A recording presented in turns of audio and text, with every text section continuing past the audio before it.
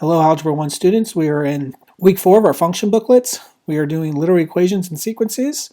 We are in Tier 3, Lesson 3, solving real-world multi-step literal equations. So let's check off our booklet. So most literal equation formulas have names, like I have perimeter of a rectangle here as an example, and then I have the conversion of Fahrenheit to Celsius or Celsius to Fahrenheit. So what we can do here with this one is this is the name of it. Then we have the equation formula, and then we have lastly the defining of the variable. So one of the things that you really want to worry about here, and I'm going to just highlight these ones too real quick just so that we get it done, and then I can come down here and talk a little bit and help you fill in the blanks. Down here, when we're dealing with literal equation, the most important things to know are what variable is being solved for in the context of the question. It's so important to understand the context, and what that means is what are you being asked? Like, where are you trying to go? It's a great thing that a math professor once told me is, where are we going? Okay, and that will really help you out mathematically if you just kind of always keep that in the back of your mind. What is the context? What am I doing? What do they mean by this? And then you want to know the meaning of each variable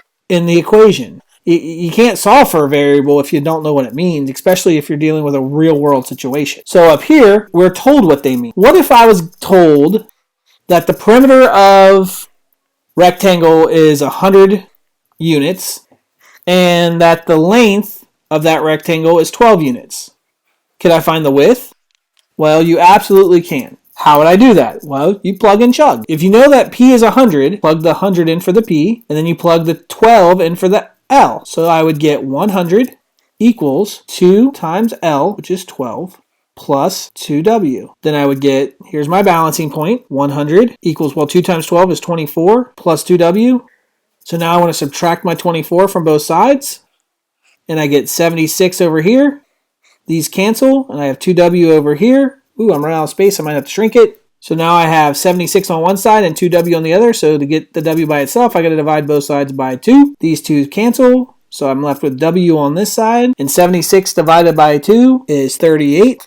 There's my balancing point. So if I wanted to write that a little cleaner, I would write my W equals 38 units. All right, let's come down here. What if we're told that it's 87 degrees Fahrenheit outside? Can we find what it is in Celsius? Well, we can. We just got to plug and chug, but we have to understand what it means. The F in this equation means degrees Fahrenheit. So we would just plug in 5 over 9 times 87 minus 32, which is going to give us C equals 275 over 9, because once we subtract this, you're going to get 55 times 5, and that's where the 275 comes from, over 9. And if you wanted to kind of estimate that, it would be 30.6 degrees Celsius. Knowing what's being solved for, which in this case is C, we understand the context of the question, and then we know the meaning of each variable. We know that this right here is the F of the equation right here. Then we're able to solve a real-world literal equation. Good luck on your practice set.